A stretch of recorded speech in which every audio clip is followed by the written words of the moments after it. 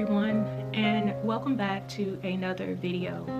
So in today's video, I wanted to share a dream that I actually received on October 7th. I'm just now sharing this dream because like I always tell y'all, sometimes I just kind of sit on my dreams and just make sure if this is something that I need to share. And I've also mentioned to you guys before that God deals with me a lot surrounding the number 7. So it's not usually uncommon for me to receive very significant dreams on the 7th of the month. But I've noticed that my dreams regarding Obama are starting to ramp up again, and I don't find that to be a coincidence. So I want to go ahead and dive in and share this dream. So I remember in this dream that me and my husband had walked into this building. I don't know what this building was, but we were inside this building, and I just remember we were so tired. And it was made known that we were just trying to find somewhere to just kind of rest, because it was made known that we had kind of just been on our feet for a long time, and we was just ready to just kind of sit down and just relax. So as we're walking to get to where we were trying to get to, which was a place to rest, we came to this one place in the building where there was floodwaters, and it was almost as high as to the ankle. It wasn't completely covering the ankle, but it was almost to that point. And I just remember we were kind of maneuvering around the side of the walls, because there were, like, I don't know, boards, or it was something where you can kind of step on and just kind of walk to keep from walking actually in the floodwaters. And it's interesting that this is the second time I've had a dream regarding floodwaters that had to do with someone being endowed with the spirit of Satan. Now, in this particular dream, as I'm walking through the trying to get to the other side, there was a sliding door. And I knew that in order for me to get to the other side where we was headed, I had to open this sliding door really fast to keep from the waters, rushing into this part of the room, because the other side of this building where the sliding door was, there was no water. And so when I opened the sliding door, I hurry up and shut it behind me. And at this point, I no longer saw my husband. And even as I approached the door, the sliding door, I didn't see my husband at that point either. So as I slide the door back and I'm now on the other side, I was looking kind of ahead of me, and I saw this room kind of in the distance, and I saw Obama just kind of walking around in this room. And at first when I saw Obama, he was sitting in this office room. And he was working, like, it would look like it was like a puzzle game that he was playing, like on a tablet. And he said something along the lines of, "You should try this game," or something like that. It's a really good game. So I didn't really pay him no mind. I kind of just bypassed him and went to the next room. And the scene changed, and now Obama's in this same room. But he changed into this like he was no longer, he didn't look like Obama, but I knew it was him. And so when I saw him, it was like he was disguised as an older Arab man, and he had an accent. Now, I knew that he was disguising himself as an Arab because that was made known to me. Like, that was instantly what was told to me in the dream. And he had on one of those I don't know what you call it, those, like a prosthesis, like one of those, you know how in Hollywood, when they're in character and they're doing a movie, they create these fake faces, and they mold it to your face to make you look like somebody completely different. Well, that was what Obama had did. And everything about his face did not look like Obama. But I knew it was Obama because of his eyes. Now, what was interesting was in the dream, his eyes were like a very light brown color, but I knew it was Obama because of his eyes. Now, when I woke up from this dream, the Lord helped me understand that even though Obama's eyes are not actually this color, it was emphasis being put on the eyes to basically say that I would know him because of his eyes. You know how we hear the expression, eyes are the windows to the soul. So it's kind of like the emphasis were put on the eyes to kind of make the point to say, I would know Obama by his eyes because of who he is, if that makes sense. So anyway, I could tell it was him because of his eyes. And I just remember people started coming into the room and they were touching like his face like this, like, wow, you know, this looks so real. And, you know, he was like in character, like trying to talk with this accent, like he was an Arab man. And I saw him after that putting Halloween candy on the chairs. And this was like an office room setting. So I could see office chairs in this room. And he was just putting Halloween candy in these chairs. And I knew that the costume or the disguise that he was wearing was also in the theme of Halloween. I was going to say Hollywood, but I knew it was in the theme of Halloween. So after that, the scene changed again and I ended up outside. Now this is where the dream really gets very intense, but it was amazing at the same time. I see this woman and I could tell something bad was about to happen. And I saw a gun in her hand and I knew she was looking for somebody. And the longer it took for her to find who she was looking for, the more angrier she became. And the way it showed me, it was like I couldn't see my whole self, but I could see parts of my body. So I knew I was sitting on the ground. I could see my legs, I could see my arms.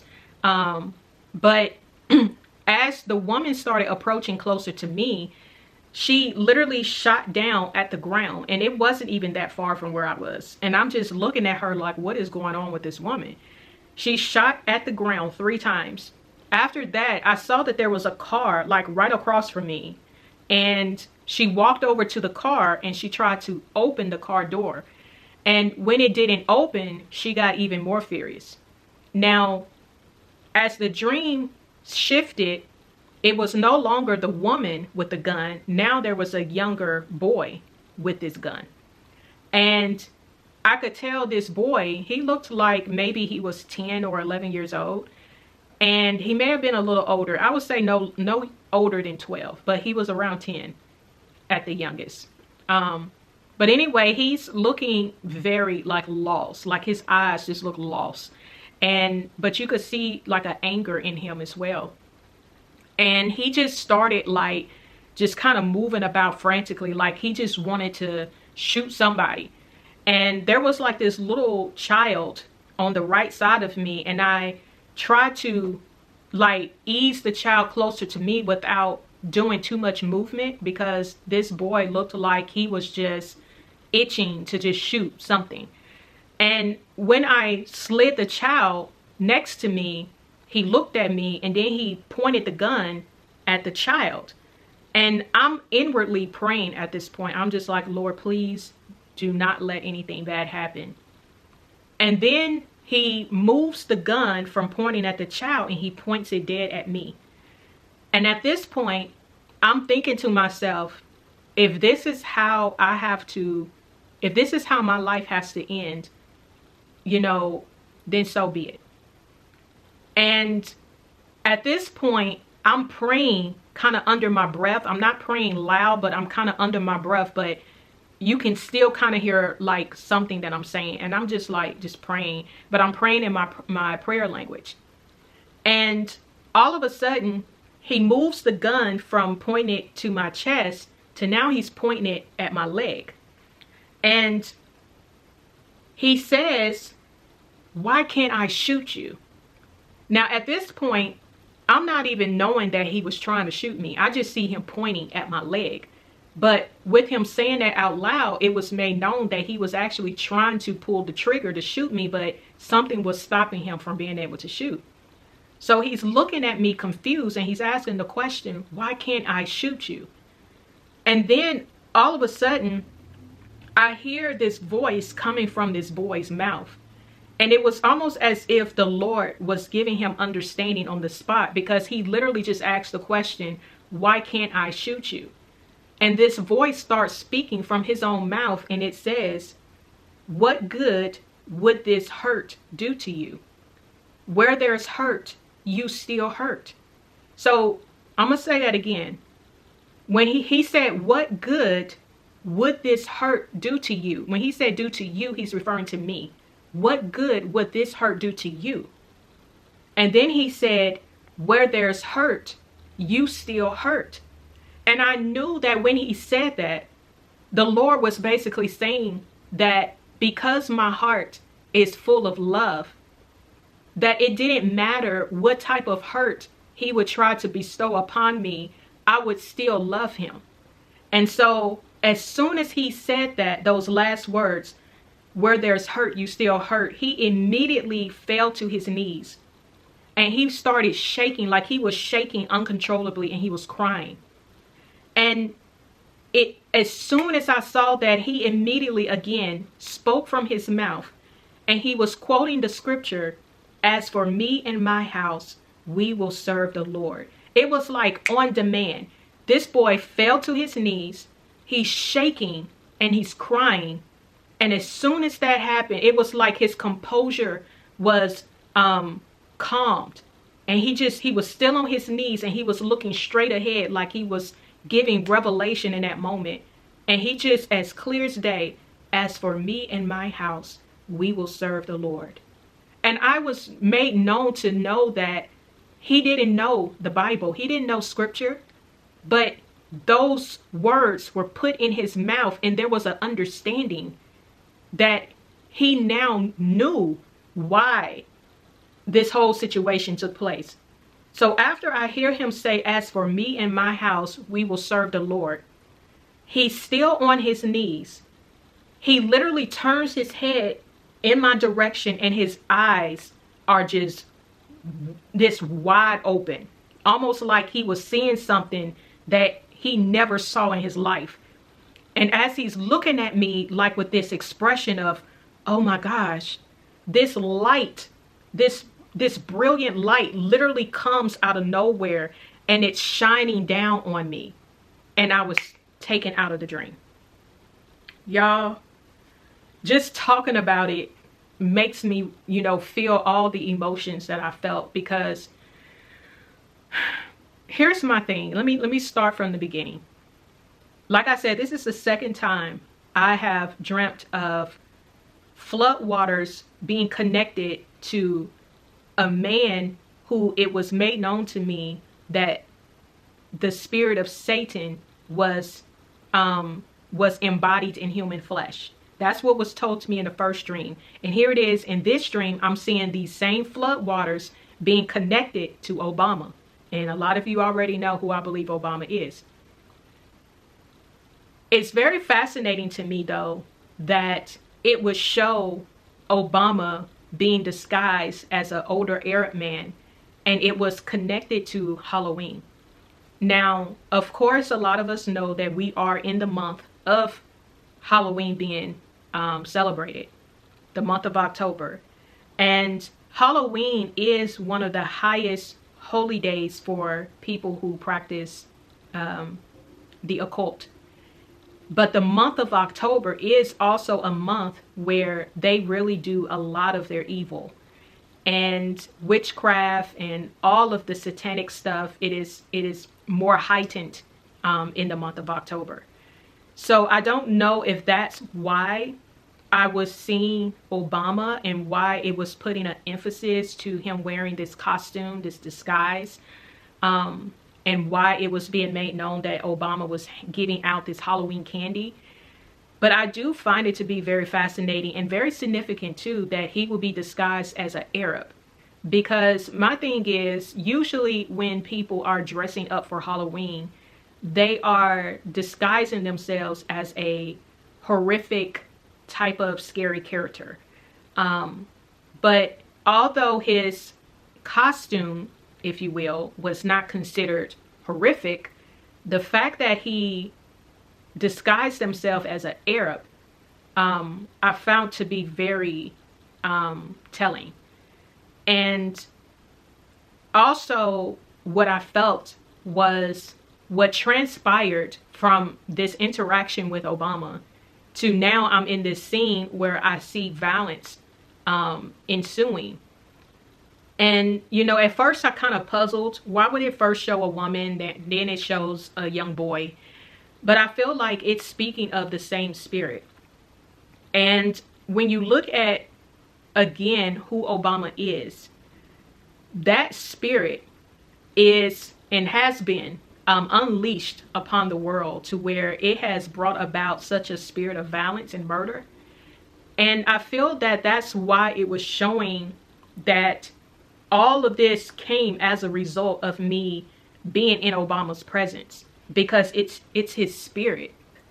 For me to see that this evil was trying to, you know, hurt me, and it couldn't, and it was confused. It was trying to understand, how is it that I can't shoot you? I'm trying to shoot you, but I can't shoot you.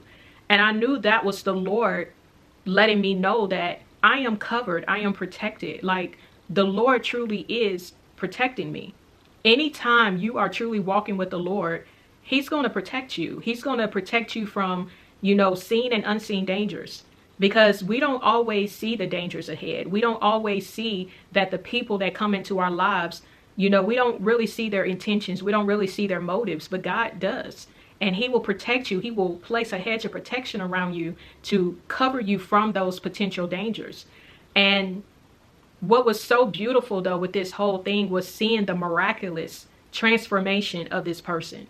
Because although this boy asked the question, why can't I shoot you? It was like the Lord literally was speaking from his own mouth, giving him the revelation as to why you can't harm her. And, you know, to see the transformation of this boy being saved, like literally on the spot, I was just, what came to my mind, greater works will you do. Greater works will you do. And it's like, to see that in a literal sense, I don't find this to be just a random dream. This was nothing near randomness, what I was being shown. God was really showing me something. And although I do kind of put this portion of the dream more as a personal dream for me, I'm sharing it because you need to fully understand the whole context of what was being shown to me, because I could have just stopped and just gave you what I saw with Obama. But I knew it was connected because it's showing how Satan is really trying to go forth in a certain way. So although we see Satan trying to come in and bring harm and destruction, you know, one way, it's like here come God doing something completely different. Because what Satan means for harm, God will turn it around and make it good. And that was what was being demonstrated in this scene. This violence came as a result of Obama. And again, the spirit that is in Obama is the spirit of Satan. And even though he was trying to cause harm upon me, God was like, no, this is not going to happen.